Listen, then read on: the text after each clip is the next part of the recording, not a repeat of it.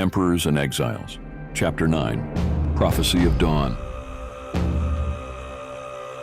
There was little to be said. Ivan walked alone, did not join the men at the fire at night, and ate only what was handed to him by the young woman of the company. Tikhail came and sat with him sometimes, but neither of them spoke. They just sat as two outsiders of the tight-knit group. His sheep were a bit confused when he led them out of the high hills they called home, with all the strange men about them. They followed him, trusting his presence, nibbling on the bits of moss and grasses that were exposed as snow melted away. They wandered down out of the great rolling hills that separated the upper moor and the highlands. Wild little rivers rushed down gorges cut by thousands of spring melts. A few of the gorges had bridges of thick knotted ropes, but most were usually just jumped. Moving with the herds, the gorges that could be jumped were crossed, but the sheep could not walk along the little rope bridges of the wider ones, so long miles around had to be taken. Via and Ivan kept his herd together as the warriors followed along. A few tried to help, but most just trailed behind, worried for their homes and not understanding why the shepherd was coming with them, making them take so much longer. Ivan avoided the seer and Bullen. The idea that they might be his children made his stomach sick. Even the chance that the old woman with her scars of torture might be his stunning little blonde daughter, Naher, was enough to make him fall to his knees, weeping for having left her to suffer alone. He knew they were nearing the village as he saw little clay pits along the river, peat cuts, a burial mound, and other subtle details that spoke of people in the area. When he caught a whiff of smoke, he slowed his herd. He stopped where he was, his stomach sick and knotted up, and his heart in debate with his mind. Something deep and secret seemed to whisper at him, warning him of danger ahead, but there was no turning back. "We are almost there," Bullen said, walking up to him. Ivan nodded. "Drop your weapons," he said softly. "What? No." Bullen objected. Ivan looked over at him. "If you do not, I will not go any further. I will not watch another village be butchered. Hide the weapons, slip them under a peat cut or something." Bullen was ready to stand in a struggle of will, but Ivan was not about to change his mind. He was ready to go home. He would not argue. He would not stay. He would take his sheep and leave. Ivan turned, a whistle on his lips. "Wait," Bullen said. Ivan looked back to the man who was so old he was lucky to be walking. For a moment, Ivan felt his cursed immortality and wondered if it was truly a curse or a blessing that his gods had laid on him when he had shaved his head and walked away. There was no doubt Bullen was worthy of respect. He had to be, at the very least, several centuries old. Ivan had lost track of how long ago war had come here, how long since he had lost everything. Centuries, years, days. They were all the same. Numb and drunk, drowning in prize fights, time had blurred.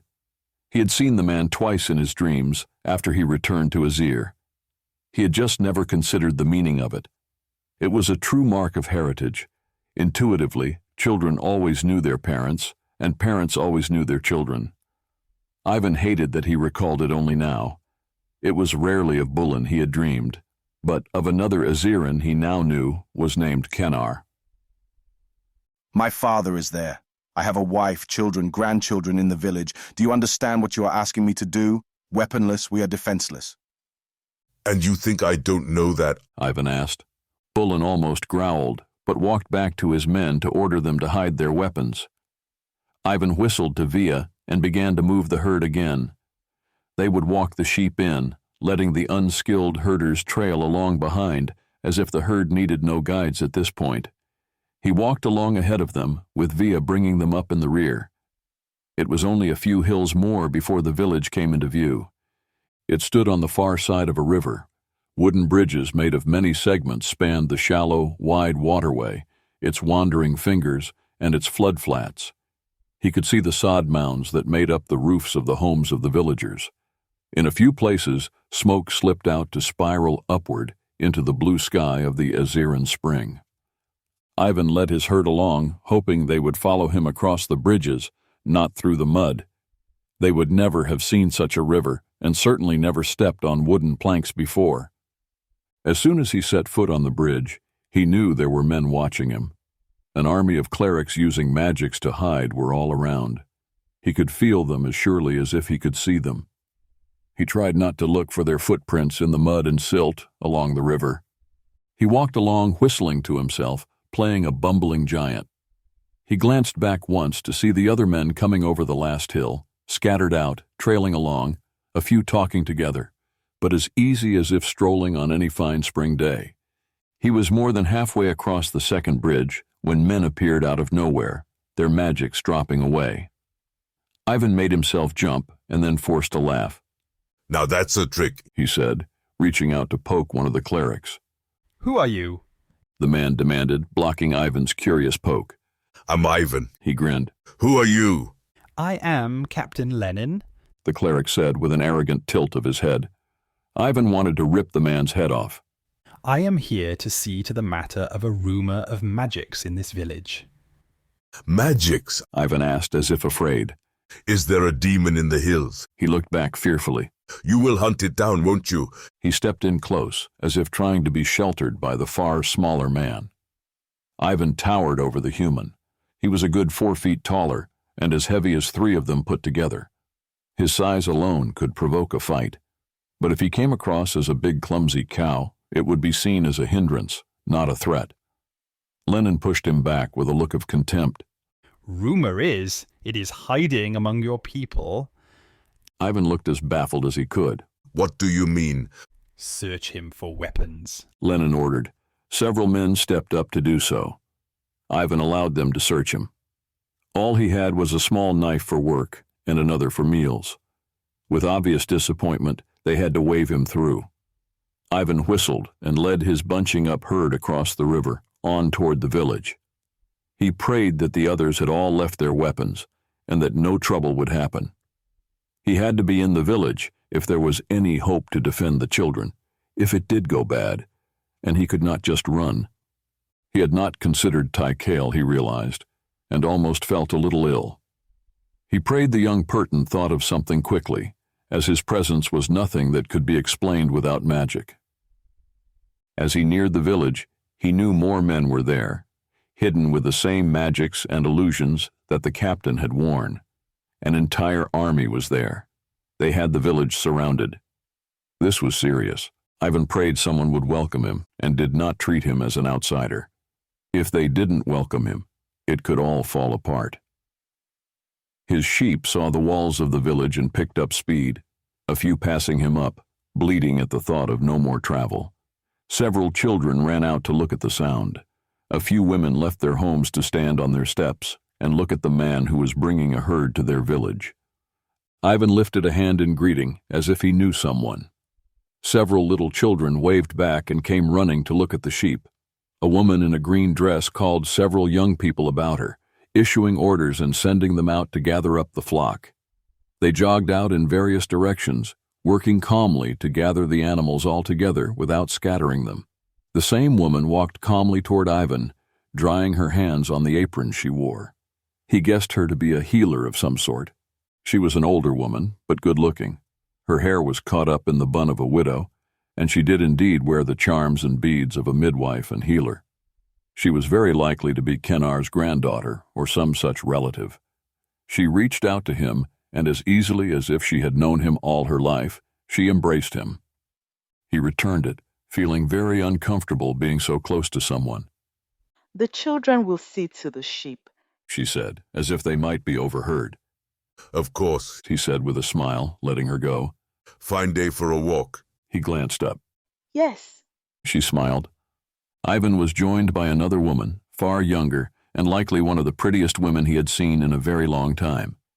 She hesitated, then stepped up and hugged him as if he was far more than just a friend.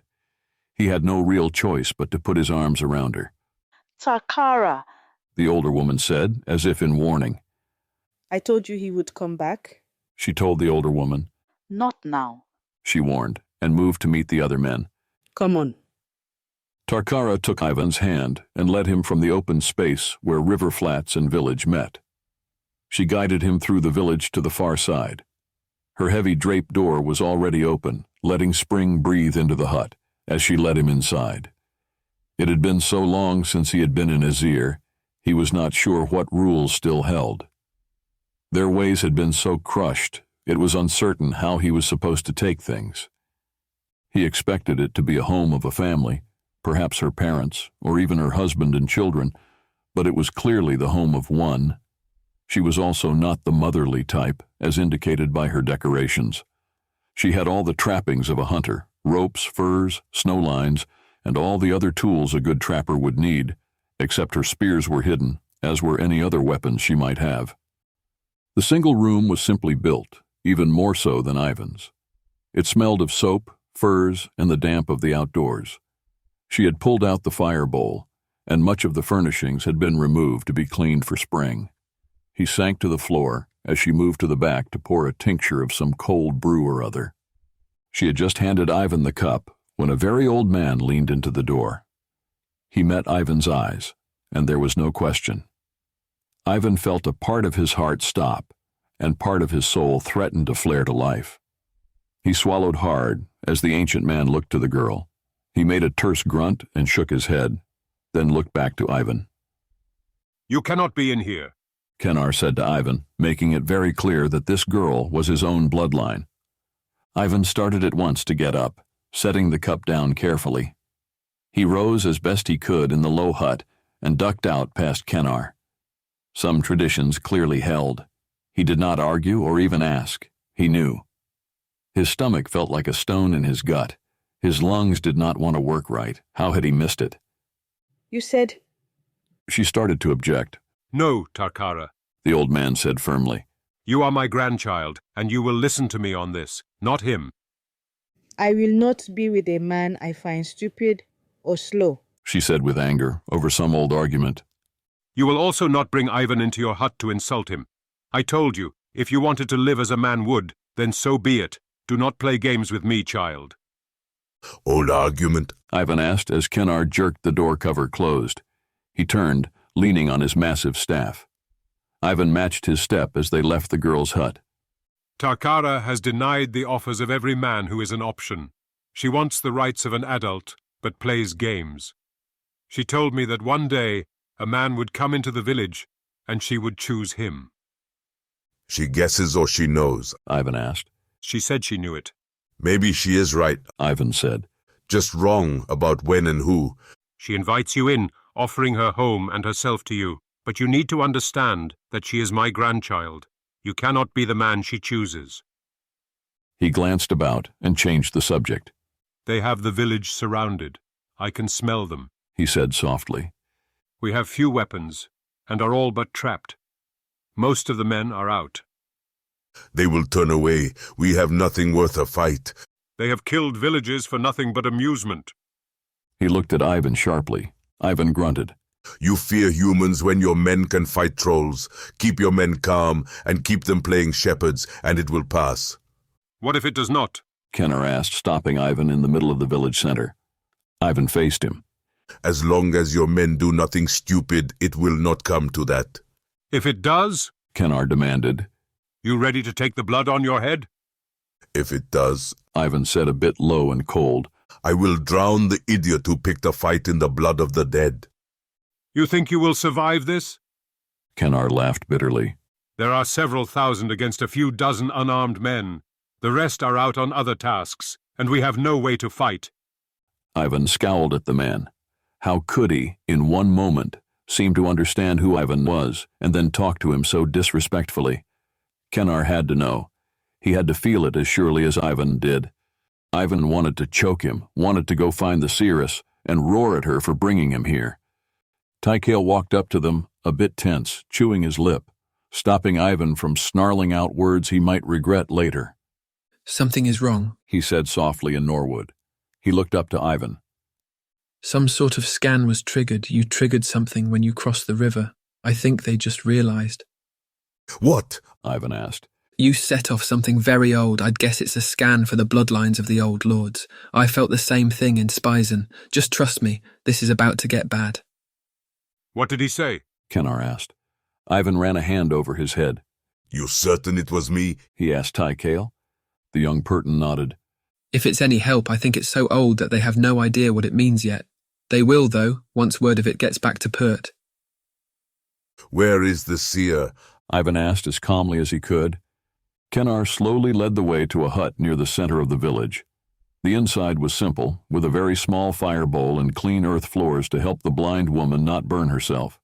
She sat across from the door. What have you done? Ivan asked her, barely able to even speak with the rage building in his chest and the need to pretend everything was all right. She didn't move. He is coming, She said softly. just as he promised. She bowed her head. Ivan turned from her, furious, stepping back outside. He closed his eyes, feeling betrayed, and all too much like he felt so long ago when he learned that his orders had not been honored. It had cost him everything. He wanted to punch something, to tear something apart. He wanted to run away, and yet he just stood there. He could not do this alone. He cried out in his mind to any power that might hear that he needed an ally, aid, and support. Alone, he could not hope to save the people here. He could feel the breeze on his skin, in his hair, and stirring in his clothes. He could smell spring and hear the laughter of little children. He didn't want war. There was something stunningly calm about the moment. He opened his eyes when the sounds of children became sounds of birds, and the air changed, growing warmer, and filled with a very different smell. He stood on the slope of a low, round mountain, looking out at a great grassland and hills that rolled away with a gentleness that the highlands of Azir did not have. Spring had come to these hills already. Mud showed through the receding snow, and ice clung to the banks of a little stream. Small bits of green and little yellow buttercups of some sort were starting to grow where the sun had warmed the earth. He turned and saw a tent that looked like it was an octagon shape, with straight sides that rose up to a central peak. The fabric was heavy, the edges of each panel brocade with golden lines that formed circles and images of animals. The tent opened to show a man whom Ivan was not sure if he knew or not. The man was a tall, strong warrior. He wore a long green tunic over brown leather. A belt of gold links wound several times about his waist, and gold beads held his hair at the temples. He stood, looking at Ivan, as if the last thing he would have thought was to see Ivan standing outside his tent. Ivan took a step, and was instantly back in the icy hills of Azir, but the man remained. The blond warrior looked around, seeing the village, just as Ivan seemed to have seen his hillside dwelling a moment ago. Who are you? The man asked without using his mouth. Ishhaven. Ivan thought the name as his own for the first time since he had escaped Azir so long ago. Who are you? Theradon Lords. The man thought back. Why did you bring me here? He looked from the domed huts back to Ivan. I need help. Ivan's mind rushed with the battle he feared was about to happen. He could not put it simply into words without hours of discussion, and he had no idea how to explain all the many details to this man. He didn't even know what the man was. Was he an angel? Was he a phantom? Was he a great wizard from some other place? Was he a god? The man got a very stunned look on his face. Ivan? He asked out loud. As he spoke, Ivan saw the man flicker a moment, as if the power to manifest was used to make the voice. Do you know me? Ivan asked back. The man opened his mouth to speak, but looked instead to the hills about the little village. I am too far away. I don't know if I can help you, he said quickly. And as he spoke, he faded out, his voice fading as well.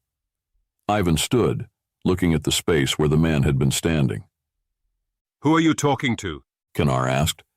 Ivan looked at Kenar desperately, trying to think. Who in the hell was Theradon Lords, and how in all the holy realms was he supposed to save these people?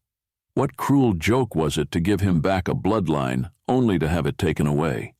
He hated Jerome more than words could ever express.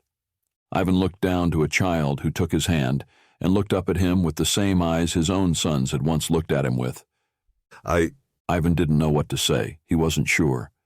I can lay magics about the village, Tykael said. But I will need a reason to move about the camp's edge. We do not want them to know that we know they plan to attack. Ivan looked at the young man.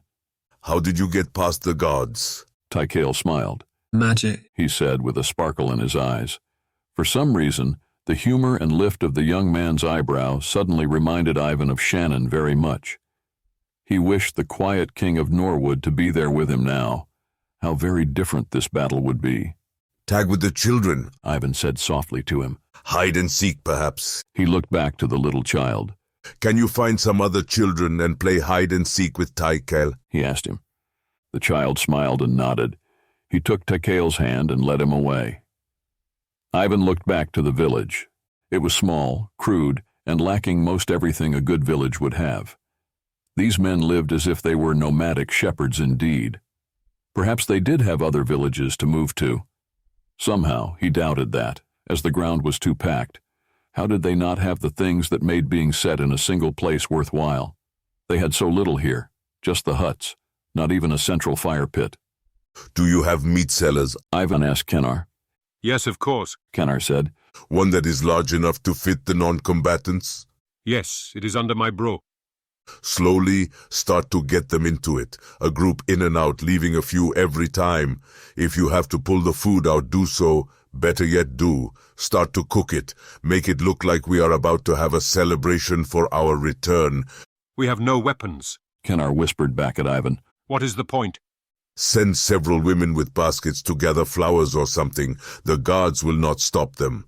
They will want us to think they have left. Hide the weapons in the baskets and bring them in secretively. Use the ugliest girls so the men will not want to follow them. Pretty ones they might. Kenar nodded.